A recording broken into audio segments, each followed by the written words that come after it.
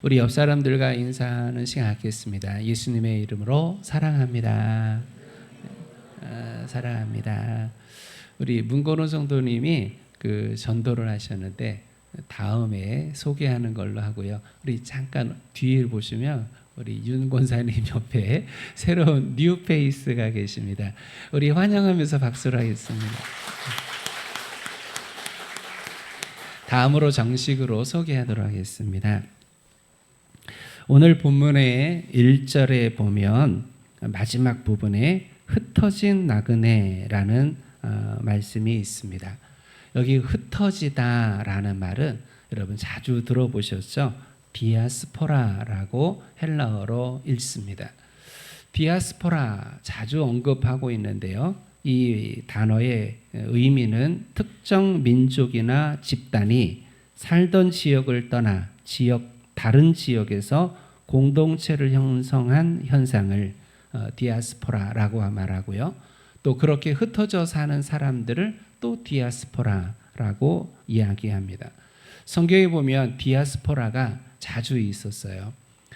구약성에 아수르가 침략을 하고서 북이스라엘이 점령을 당합니다.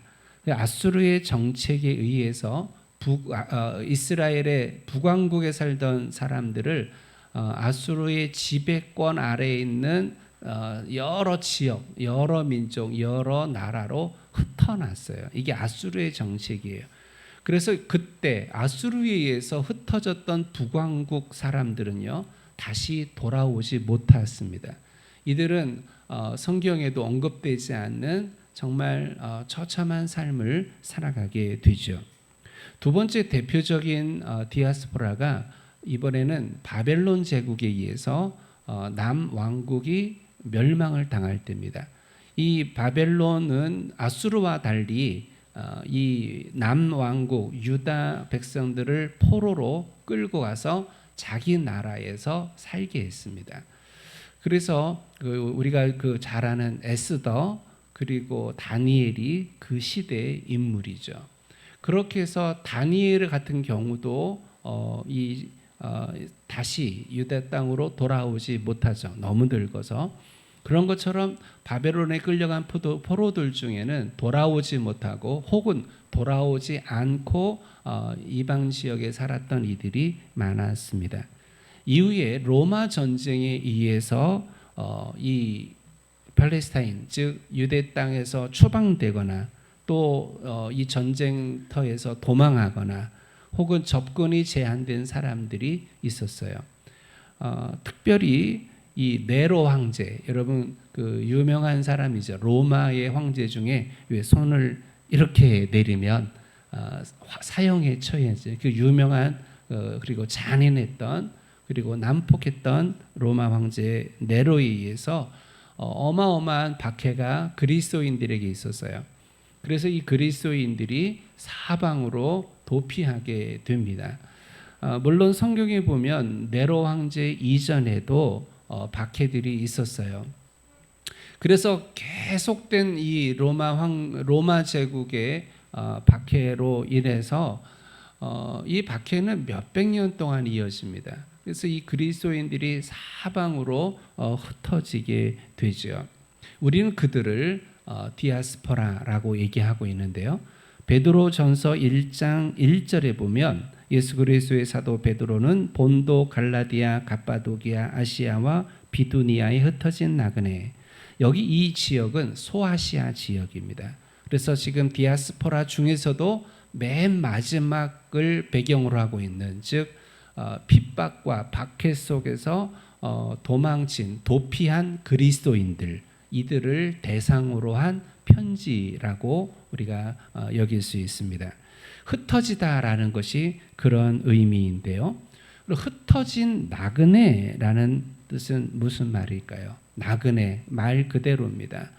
지금 그들은 사방으로 흩어져서 나름대로 직업도 갖고 어떤 경우에는 결혼도 하고 어떤 경우에는 땅도 사고 그렇게 살아갔지만 그럼에도 그들은 여전히 나그네인 거예요. 생각해 보세요. 예수님 믿는 이유만으로 복음을 지킨다는 그 이유만으로 신앙 따라 살아간다는 이유만으로 박해를 받고 어려움을 당합니다. 그래서 박해 중에는 여러 가지 의미의 박해가 있어요.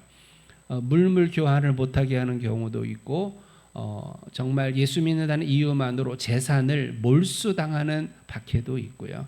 때로는 예수 믿는 것을 신앙을 포기하라고 매를 맞고 감옥에 갔고 심지어는 죽임을 당하는 일들이 우리는 박해라고 얘기하죠. 그래서 히브리서 11장 뒤에 보면 박해의 여러 많은 양상들 그리고 어떤 박해들이 일어나는지가 기록되어 있습니다. 수많은 사람들이 죽었어요. 그리고 수많은 사람들이 이 도피에서 사방으로 흩어집니다. 생각해 보세요.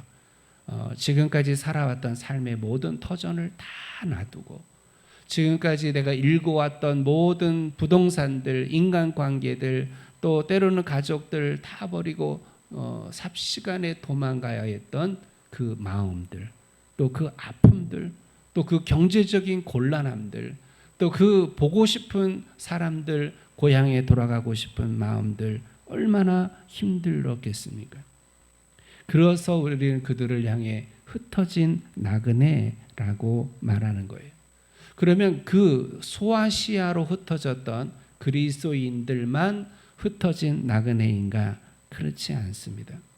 오늘을 살아가는 우리 그리스도인들도 비슷할 수 있어요. 예수 믿는 것 때문에 혹은 예수님을 잘 믿으려는 마음 때문에 혹은 복음으로 살려고 하는 이 결단 때문에 혹은 전도자로 살아가려고 하는 이것 때문에 겪게 되는 손해 그리고 어려움, 불편함 그리고 제약들이 얼마나 많이 있는지 몰라요. 우리 여러분들은 다 믿음이 좋아서 무슨 어려움이 있었지? 이런 생각이 있을지 모르지만 생각해 보세요. 믿지 않는 사람들보다 시간적 제약이 있습니다. 이 시간 여러분들 여기 나와 있잖아요. 안 믿는 사람들은 놀러 가고 누워 있고 텔레비전 보고 그러는데 우리의 시간이 제한되어 있습니다. 이 주일 예배만인가요? 주일날 하루 종일 하나님 앞에 예배 섬겨 살고 전도하고 교제하고 회의하고 그럽니다. 수요일날 또 우리는 새벽마다 우리의 시간들을 제약당합니다. 또 우리는 경제적 제약이 있습니다. 직업의 제약도 있습니다. 우리는 아무 직업이나 갖지 않습니다. 돈이 되면 뭐든지 하는 그러한 믿지 않는 사람들과 달라서 돈이 되더라도 이것이 하나님이 기뻐하지 않은 일이라면 우리는 거기에 제약을 겁니다. 또한 우리는 헌금을 합니다. 믿지 않는 사람들이 제일 힘들어하는 게 11조래요. 11조 드리고 뭐 먹고 살아? 우리 믿음으로 드릴 수 있는 게 사실은 11조예요. 그래서 11조 하는 사람들은 믿음이 있다고 무조건 봐야 됩니다. 그런 믿음의 경제적 제약 말이에요. 그리고 우리는 먹고 마심의 제약이 있어요. 아무거나 안 먹습니다. 아무거나 안 마십니다. 물론 먹고 마시는 것 때문에 지옥 가는 거 아니에요. 저는 여러분들이 술 마시거나 담배를 피운다고 지옥 간다고 말하지 않습니다. 하지만 우리가 한국 기독교의 특성을 따라서 절제하고 조심하고 주의하는 거죠. 이미 한국 기독교의 뿌리 내려진 바탕이 그렇기 때문에 그런 거예요. 예컨대 중이 고기를 먹으면 뭐 저 땡중 아니야? 이렇게 말을 하듯이 우리 한국 기독교인들에게 가지는 믿지 않는 사람들의 시각이 있어서 그렇게 말하는 것뿐이지 그것이 뭐 죄다, 그것이 지옥 간다 이렇게 말하는 정도는 아니에요. 하지만 우리는 믿지 않는 사람들을 그리고 믿음이 연약한 사람들을 염두에 두고 스스로 제한하는 것입니다. 이 외에도 우리는 제약이 많아요. 믿지 않는 사람들보다 나와 상관없이 사용해야 될 시간들 그리고 돈이 그리고 힘이 있습니다. 많이 있어요.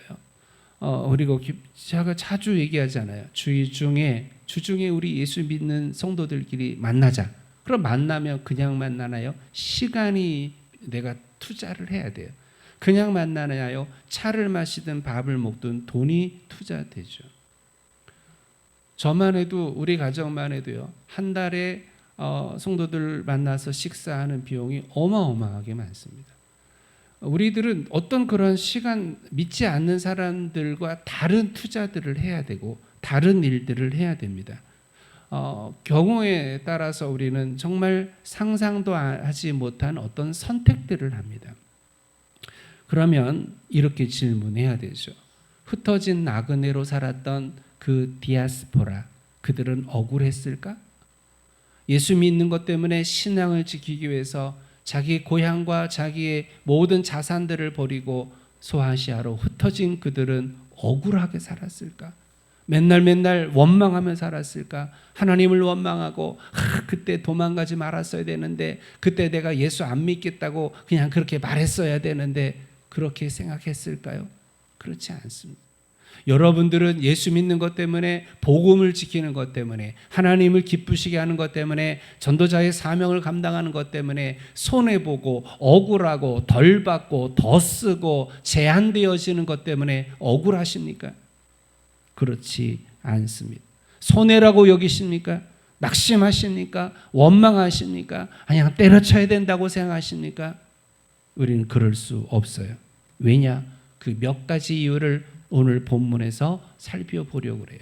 첫 번째 이유가 있습니다. 왜냐? 나는 하나님 아버지께서 미리 아신 자이기 때문에 억울할 것도 원망할 것도 탓할 것도 손해도 아니라는 거예요. 하나님이 누구십니까? 창조주 하나님이십니다. 믿습니까? 하나님이 창조주이시고 말씀으로 천하 만물을 창조하셨음을 믿습니까? 믿는 거예요. 하나님은 창조주예요. 하나님은 만왕의 왕이시, 하나님은 모든 것 위에 뛰어나신 분이, 그분이 나의 아버지가 되신다. 그분이 나의 하나님이 되신다. 이거는 놀라운 일이에요. 어떻게 하나님이 내 아버지가 될 수 있을까? 이거는 상식적이지 않아요. 이번에 선거하면서 누가 옆에 지나가면서 늘 나오는 말이 있습니다. 저놈들 선거만 끝나면 저렇게 안 다닐 텐데, 이러면서요. 말이 틀렸든 그 말이 맞았든, 우리가 아는 조금의 권력이라도 있는 사람들은요, 그 권력을 지키기 위해서는 무슨 수를 씁니다. 그 권력을 지키기 위해서는 웃기도 하고 험악한 인상을 쓰기도 하고 사람들을 동원하고 능력을 동원합니다. 그것을 위해서. 그런데요, 그들이 가지고 있는 그 작은 권력과 전능하신 하나님, 창조주 하나님, 만왕의 왕이신 하나님과 비교가 되겠습니까? 비교 자체가 안 돼요. 햇빛 아래 반딧불이 같은 이러한 작은 거예요. 그런데 그 존귀하신 분이, 그 능력의 하나님이 내 아버지가 되신다? 이거 놀라운 일이에요. 물론 우리는 하나님이 나를 자녀로 삼아 주셨기 때문에 너는 내 아들이야, 너는 내 딸이야 라고 부르셨기 때문에 비로소 우리는 하나님을 아버지라고 칭하고 고백하고 말할 수 있는 거예요. 내가 하나님을 어떻게 아버지라 할 수 있겠습니까? 여러분이 대통령한테 달려가서 아버지 그래 보세요. 아마 여러분 하얀 집에 들어갈 거예요. 그런데 내 임의로는 하나님을 아버지라고 못해요. 하나님이 허락하시고, 하나님이 그래 내 아들아 라고, 그래 내 딸아 라고 부르셨기 때문에, 그래서 우리는 하나님을 아버지라고 부를 수 있는 거예요. 이게 얼마나 은혜입니까? 이게 얼마나 큰 사랑입니까? 그래서 우리는 자주 고백해야 돼요. 하나님 아버지. 따라해 봅시다. 하나님 아버지. 다시 한번 하나님 아버지. 자주 고백하세요. 이 특권을, 이 어마어마한 능력을 자주 사용하세요. 우리가 하나님께 아버지라고 할 때마다 하나님은 어마어마한 일들을 하십니다. 자식이 뭐길래, 아버지가 누구길래. 이번에 케냐에 있는 제 딸이 카톡에다가 뭘 좀 사달라고 제 아이디로 쿠팡에다가 다 물건을 저장을 해놨어요. 그리고서 아빠 결제해 주세요. 여러분 얼마치 저장해 놓은지 아세요? 무려 75만 원어치 저장. 간도 커. 그리고 보내달래. 그래서 지금 어저께 밤새 박스 2박스에다 보냈는데 이 택배 비용도 만만치 않아. 케냐까지 가야 되니까. 자, 이게 아빠니까 딸이니까 가능한 거죠. 다른 사람이 했으면, 제가 또 우리 황유연 집사가 그랬으면 내가 오케이 하지만, 내가 안 믿는 사람이 그래봐요. 뭐래? 이렇게 나오죠. 딸의 특권, 아들의 특권, 하나님을 아버지라고 하는 아들의 특권은 놀라운 줄 믿습니다. 여러분이 아버지라고 불러만 보세요. 하나님의 마음이 움직이기 시작합니다. 여러분이 하나님을 향해 아버지라고만 말해도, 여러분의 얼굴만 봐도 여러분이 이미 모든 것들을 전후 관계를 다 하시는 아버지가, 하나님이 그래 위로해 주시고 힘 주시고 치료해 주시고 필요한 것을 채워 주시는 줄 믿습니다. 이 엄청난 일을 근데 활용을 안 해. 기도할 수 있는데 왜 기도하지 않으십니까? 왜 안 하십니까? 이해불능. 이 엄청난 특권이 있는데, 이 어마어마한 은혜가 있는데 자주 아버지 해보세요. 우리 아들, 큰아들이 100일 때 제 선친이 돌아가셨어요. 그러니까 이제 저는 우리 아이들이 늘 그렇습니다. 고아라고 말하긴 나이가 너무 많은데 그냥 때때로 생각이 나요. 하지만 하늘 아버지, 하나님 아버지라고 할 때 이 돌아가신 아버지와 비교할 수 없는 그늘이 되시고 위로가 되어 주시고 격려가 되시고 힘이 되시고 공급되신 하나님을 늘 경험합니다. 그래서 요한복음 15장 16절에 너희가 나를 택한 것이 아니요 내가 너희를 택하여 세웠나니. 하나님이 나를 택하셨대요. 로마서 8장 29절에 하나님이 미리 아신 자들을 또한 그 아들의 형상을 본받게 하기 위하여 미리 정하셨어요. 언제부터 하나님이 나를 아들 되게 하셨냐? 언제부터 하나님이 나를 딸로 삼으셨느냐? 미리. 근데 특별히 에베소서 1장 4절에 곧 창세전에 그리스도 안에서 우리를 택하사. 말도 안 돼. 무슨 창세전에 하나님을 나를 어떻게 아시고 하나님과 우리를 비교하면 안 돼요. 하나님은 미리 아셔요. 창세전부터 하나님은 여러분을 내 딸라 내 아들이라 칭하시고 부르시고 택하신 줄 믿으시기를 바라요. 그 하나님이 나를 아셔요. 그 하나님이 나를 아셔요. 저는 가끔씩 사람들 많이 다니는 데 가서 이렇게 가만히 서 있습니다. 두리번 합니다. 누가 나 아는 사람 없나?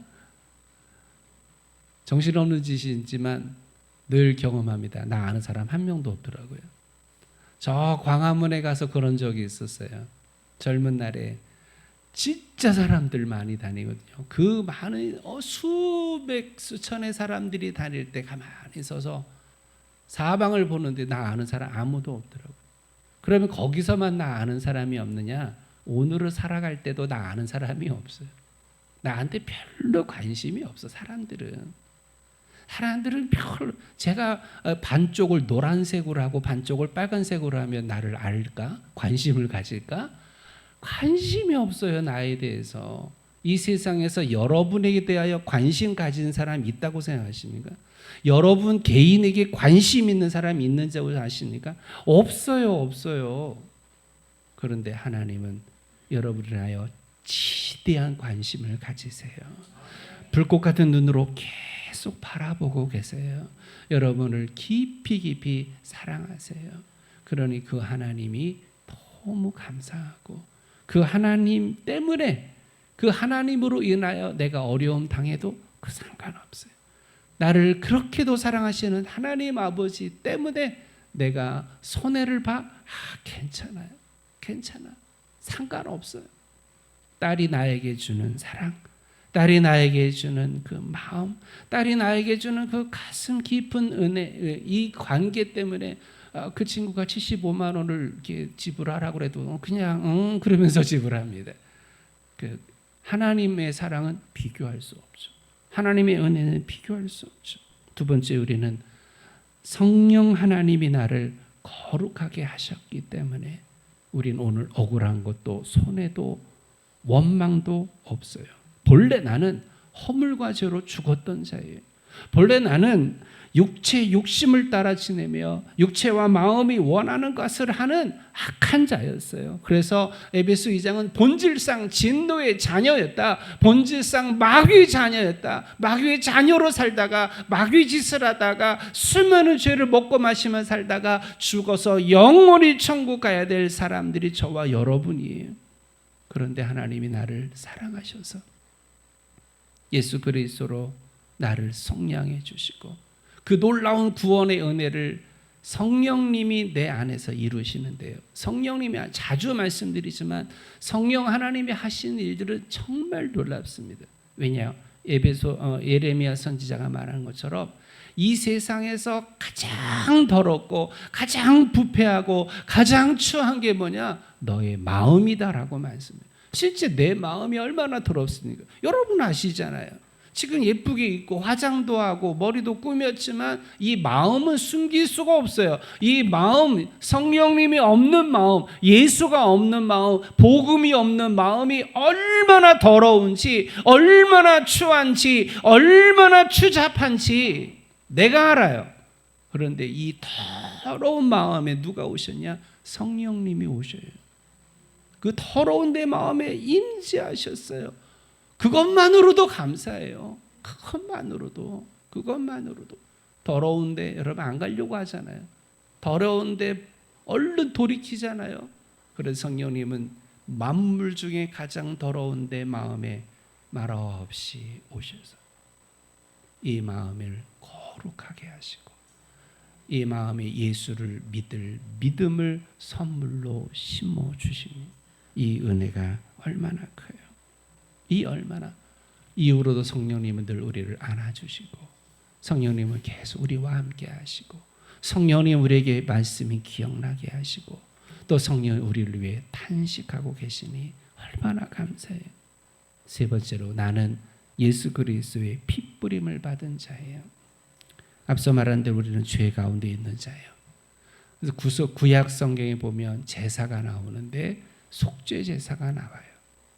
잘 아시겠지만 내가 죄인입니다 라고 고백하는 사람이 예컨대 어린 양을 들고 옵니다. 제사장 앞에. 그리고 그 어린 양을, 그 예쁜 어린 양을 내가 칼로 죽여요. 죽이기 전에 머리에 안수를 하죠. 내 죄가, 내 이 더러운 죄가, 죽어야 될 죄가 이 어린 양에게 전가됐습니다 라는 의미로 안수를 해요. 그리고 죽여요. 그러면서 생각하는 거죠. 그 몸부림치고 소리지고 막 죽어가는 어린 양을 보면서 내가 저렇게 죽어야 되는데 저렇게 죽어야 될 자는 난데 라고 고백하면서 그렇게 어린 양을 죽여 하나님 앞에 태워 속죄제로 드리는 거예요. 근데 이거는 완전히 죄를 없애는 게 아니라 죄를 덮는 것뿐이에요. 죄를 가리는 것뿐이에요. 이거는 그림자요. 이거는 모형이에요. 우리 히브리서 얼마 전에 읽었죠? 뭐의 모형인가? 진짜 어린 양으로 오실 예수 그리스도. 하나님이신 그분이, 하나님의 아들이신 그분이 육체를 입고 이 땅에 오셔서 나를 위해 나의 죄를 대신 지시고 나의 죄를 대속하시고 나의 죄를 없애주시기 위하여 예수님이 친히 하나님의 어린 양이 되셔서 속죄물이 되셔서 십자가에서 피 흘려 죽으셨단 말이에요. 십자가. 이 십자가는 무엇인가? 내가 죽어야 되는데, 이 죄 때문에 내가 죽어야 되는데, 이 죄 때문에 내가 지옥 가야 되는데, 예수님이 높고 높은 보좌를 버리고 내려오신 예수님이 나를 대신해서 죽으신 사건이 십자가입니다. 예수의 피, 예수의 피. 나를 대신하여 흘리신 예수의 피. 우리는 그 십자가를 늘 찬송해야 돼요. 늘 예수님의 십자가를 묵상해야 돼요.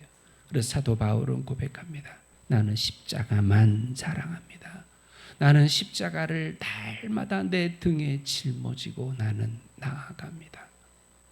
이 고백이 잘 안 되면 십자가, 제 정신대학 동기 중에는요, 십자가, 큰 십자가 이렇게 목에 들고 다니는 사람이 있었어요.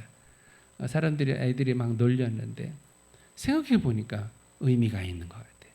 내가 순간순간 십자가를 생각하지 못하는데 십자가 목걸이를 하면서 십자가를 언뜻 보면서 십자가. 여러분, 이 십자가가 부적이 되고 이 십자가가 우상이 되고 이 십자가로 뭐 퇴마하고 뭐 그런 거 아니에요. 예수님을 십자가를 생각할 수 있다면, 예수님의 십자가를 생각할 수 있다면 십자가를 걸어놓고 십자가를 내 책상에 그려놓고 십자가를 내 마음에 새겨놓고 늘 십자가를 생각해야 돼요. 왜냐? 그 십자가가 없이 내가 없기 때문에 그래요. 그 십자가에 피가 있기 때문에 내가 있기 때문에 그래요.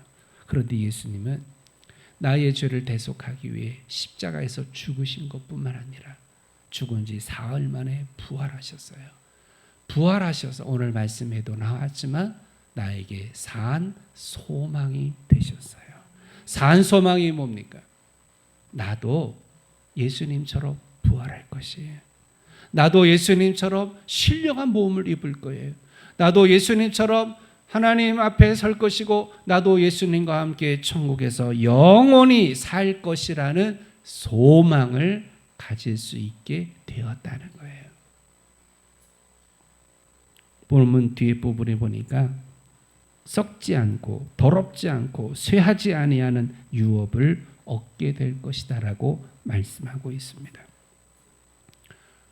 우리가 오늘 얼마큼을 소유했습니까? 여러분들이 어떤 삶을 살고 계십니까? 여러분들이 믿지 않는 사람들과 비교해서 얼마만큼을 누리고 삽니까? 때로는 난 지지리도 가난해. 나는 정말 가진 게 너무 없어. 나는 혈태 월세방이야. 낙심하지 마세요. 내가 한 달에 버는 게 얼마야? 내 통장에 뭐가 있어? 이것 때문에 낙담하지 마세요. 하나님이 여러분을 위하여 썩지 않고 더럽지 않고 쇠하지 아니하는 유업을 하늘에 예비하신 줄 믿으시길 바라요. 여러분을 향하여 성을 예비하셨다. 우리가 히브리서 얼마 전에 읽었을 때 하나님이 나를 위해 성을 예비하신 줄 믿으시길 바라요. 그것뿐입니까? 오늘 말씀 끝부분에 보니까 뭐라고 기록되어 있습니까? 오늘도 하나님은 나를 큰 능력으로 보호하시고 지키신다고 말씀해 주셨어요. 그래서 마지막 절에 보니까 너희는 말세에 나타내기로 예비하신 구원을 얻기 위하여 믿음으로 말미암아 하나님의 능력으로 보호하심을 받았느니라. 아멘. 받았고 지금도 하나님의 능력으로 보호받고 있는 줄 믿으시길 바라요. 누가 나를 보호할까? 누가 나를 보호할까? 누가 내 사랑하는 딸과 아들을 보호할까? 딸 하니까 또 생각나는데 우리 아들들은요, 핸드폰을 중학교 들어가고 한참 돼서야 사줬어요. 내 딸은 언제 사줬을 것 같아요? 초등학교 1학년 때부터 사줬습니다. 여차하면 전화해 라고 하면서 이게 특권이야. 하나님이 여러분을 어떻게 생각하시냐? 너무너무 사랑하신단 말이에요. 너무너무 사랑하셔. 그래서 넘어질까? 상할까? 부딪힐까? 어떤 놈이 쳐다볼까? 누가 손잡고 갈까? 진짜 하나님이 그렇게 여러분을 그러한 마음으로 살펴보세요.